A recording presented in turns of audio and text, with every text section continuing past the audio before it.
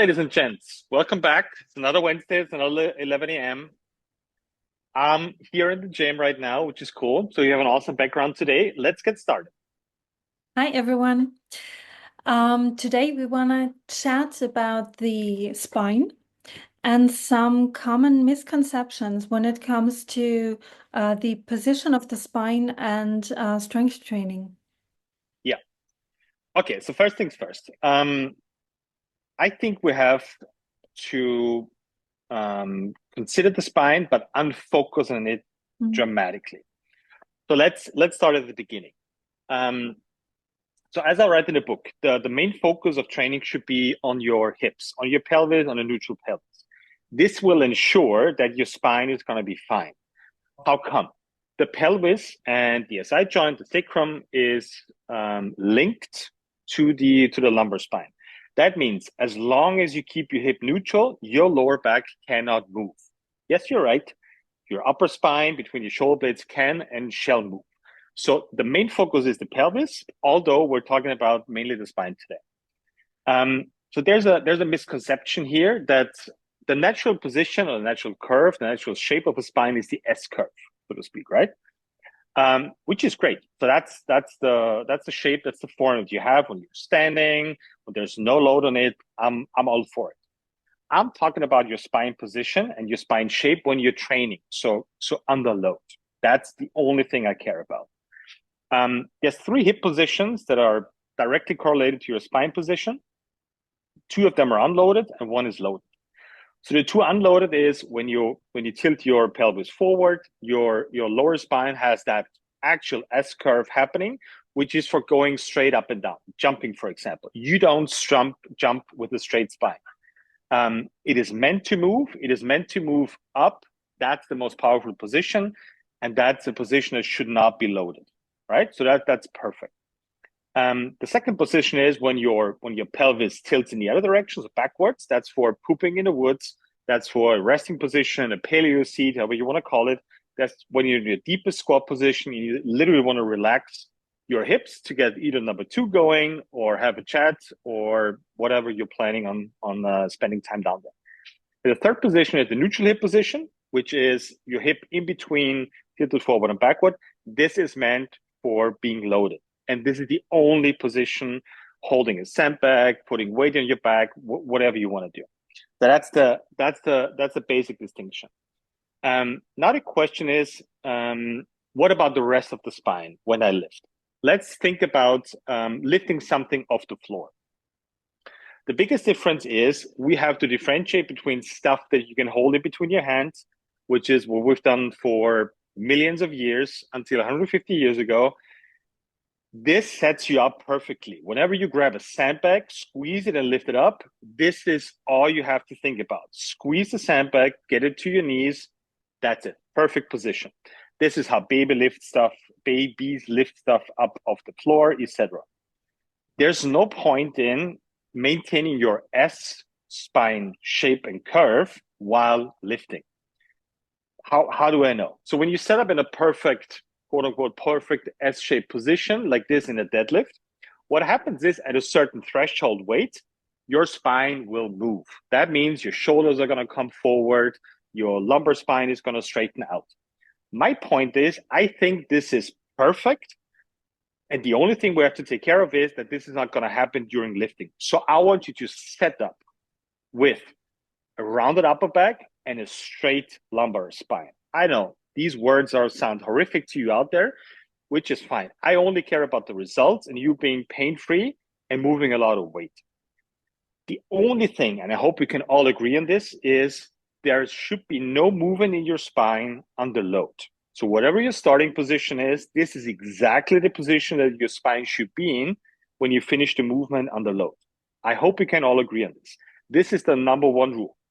However the position looks, when you lift the sandbag off the floor or whatever you want to lift off the floor, I can deal with it. I can work with that. And the only thing I'm going to make sure is through tension that position is not going to change from start to the end. Once your spine starts experiencing those shearing forces during lifting under load, this is where shit hits the fan. So whatever your crappy position looks like from the start. I'm going to maintain this position until you're finished. This is going to make sure your spine's not moving. So in the book, I describe it as the lifting form, the lifting shape of your spine is an ape shape, because the spine of apes have had a more straightish shape, and we developed by going bipedal and on 2 feet. Basically, we developed a better shape for walking and having more balance, but that's not needed for lifting weights. As you will see with the strongest people in the world lifting like this, when strongmen are lifting a stone, their upper back looks like this. This is not a bad position. A bad position is starting like this, finishing like this, or vice versa. Starting like this and finishing like this. This is when you fuck up your back. All power lifters start with a slightly rounded back. So that means the shoulder blades are out, the lats are fully on, and this is what they're going to maintain from the start to the finish position. This is what babies are doing, and this is what the strongest people on earth are doing. So I'll put my money on both of those groups, the toddlers and the really strong ones out there, and this is how we're going to teach spine positions in the gym. Speaking of toddlers and strongmen, there is also that moment when you see a toddler picking up something heavy from the floor, that they shoot their hips up. But this again is something that we don't want when we have a barbell on our back, right? Because that's like, especially beginners tend to sometimes do that stripper-like thing where they push up their hips before the rest kind of comes up. Can you touch on that a bit? Sure. So I'm not going to go into details about the deadlift because this is not a natural movement. A natural movement is if I want to pick something up that fits in between my hands. Let's call it a sandbag. Sandbag is not a natural thing. You're right. Let's pick up a stone or a wheel off the floor. If it's light, you're just going to squat down, get your upper body as straight as possible, and it's just basically going to squat it up. That's what you do with light stuff. That's what toddlers do with light stuff when they're picking up a pencil or a piece of paper. This is what they're going to do because it's the least amount of effort they have to put into it. I've tested it on my son as well when he was, I think, 12 or 14 months old. He's fine, so it worked out. I gave him something light, and then I switched to something that he could not pick up at that time. Like I think it was a 20-kilo mat ball or something. So he tried to pick it up in the same manner, like squatting down, like hips low, chest up, and he couldn't lift it off the floor, right? Because it was too heavy. The next thing he did was he shot his hips up to get more hamstring engagement. So the hips are way higher now. The hamstrings are pre-engaged now, and he had an upper rounded upper back. And that's how he at least lifted it a couple of centimeters off the floor. No chance with the straight spine position. Much stronger and much more efficient using your hamstrings and your whole upper body to get that thing off the floor. So that's the problem with seeing stuff that's visually maybe not, I don't know, pleasant or stuff that we've learned. And I'm not denying the fact that you can fuck up your lower back by rounding it during lifting. You're absolutely right, and that's what I'm recommending. I'm saying the starting position you're in, shoot your hips up. I'm all for it. As soon as you move the weight, the position of your spine, the position of your hips shall not move under load. That's all I'm saying. So how would you now progress one of your beloved normal people to go in their training with kind of like equipment wise or plan wise? How would you walk them through a session? If you want to get rid of complicated stuff and thinking about progressions and weights and reps and sets and all that stuff, there's a very simple rule, which is you can use as much weight as you want, which you can fit in between your hands, that you can grip and squeeze. Because the cool thing is, stuff in between your hands will not move until you're strong enough. For example, take a sandbag, let's say it's your body weight, and you will see if it's going to come off the floor or not. The problem with the barbell is, I guarantee you can barbell deadlift your body weight way earlier and way faster than you can do with a sandbag, because it requires less tension in your body due to the unnatural nature of it. unnatural nature is kind of a redundant thing, whatever. So that doesn't mean you shouldn't deadlift. The thing is, you have to prep your body by lifting stuff that fits in between your hands, by learning position with tension, which creates rotation, and then you're going to get what you're looking for, which is torque and progress at the end of the day. And to kind of take it back a bit, you mentioned the jumping versus loaded movements. Were those kind of like the different core muscles and, as you call it, the U shape and the six pack, where do those come in, also training wise? Yeah, so that's a cool thing. If we start unfocusing on spine positions, focus on the neutral pelvis, and focus on certain rules that you have to obey, like stuff in between your hands, where your knees are, where your bones are, which muscles to use. This is now it gets interesting. Can you repeat the question one more time? I kind of missed the second part. The U shape versus the six pack. Yes. So the thing is, once you set up your body with position, attention, and rotation, the right muscles will engage. So what does that mean? If you have your neutral hip dialed in, that means your U shape, that means your lower abs and your obliques are going to work. I'm not saying automatically, but there's a high chance of it to work. If you tilt your pelvis, you're literally making it almost impossible for your obliques to work because your obliques are attached to the hip crease.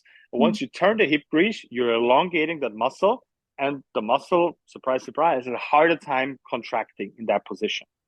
So, and vice versa. If you want to jump, you want to use your six pack because that's where the spring effect comes from. You're bending and you're extending. That's where literally the power comes from jumping. I want you to move your spine while jumping. I want you to use your six pack while you're jumping. I don't want all of that while lifting heavy. That's the only thing. So the cool thing is, if you learn position with tension, with the certain rules, there's the muscles will engage automatically that are designed to do most of the work, which are obviously bigger muscles rather than smaller muscles. And what are your favorite exercises to teach those muscles how to engage? You mean your obliques or? Yeah, the obliques, but also like I fear that someone might hear this and might be like, oh, I gotta do crunches or something like Mm-hmm. that, or Yeah. sit-ups. And Mm-hmm. so, yeah. So the cool thing is, by unfocusing on the spine, you can get rid of all whatever you want to call it, ab exercises, trunk work. You don't have to do any additional assistance work for your trunk. But of course, we're going to use it. So, for example, if you do a front track carry, there's no way you're not using your trunk while you're doing a front track carry. So I don't have to split up training in. Okay, this is how I get stronger. This is how I get muscles to engage that I actually want to use. No, this is all the same thing. This is like mobility work, strength work, assistance work. This is all included in one exercise if you obey to the rules. Whether you use the templates, where you hold stuff in between your hands, it's not my invention. It's just how the body has learned to create the most amount of tension and torque possible with stuff in between your hands. You don't have to do sit-ups. On the contrary, you're gonna train more of your flexing and extending of your spine, so more of the jumping pattern, and you're not gonna make your core stronger for lifting heavy. It's actually the contrary. Of course, we have a tremendous trunk treat template where there's quote unquote trunk exercises in there, but not really, because the main focus is still getting the glutes in to get to the neutral hip, and then everything else aligns with the obliques on top of it. There's no exercise that makes sense for the obliques only. Yes, people will say like do side planks. It's a cool exercise, but what if we do an exercise where we also get the glutes in? So you have a 2-for-1 sale for less time, which is great. So focus on the hips, focus on the neutral pelvis, focus on the glutes. This will help you get your obliques in, and you can train both at the same time. This is how core stability should actually be trained. There's no point in training your trunk isolated. You should do it with your hips or with your shoulder in unison. That's what's basically in the tremendous trunk treat template, tongue breaker. Before we finish the call, could you let people know where they can find the templates? Sure. I'm the worst one to explain where that stuff actually is. I think it's on Instagram. I think it's on YouTube.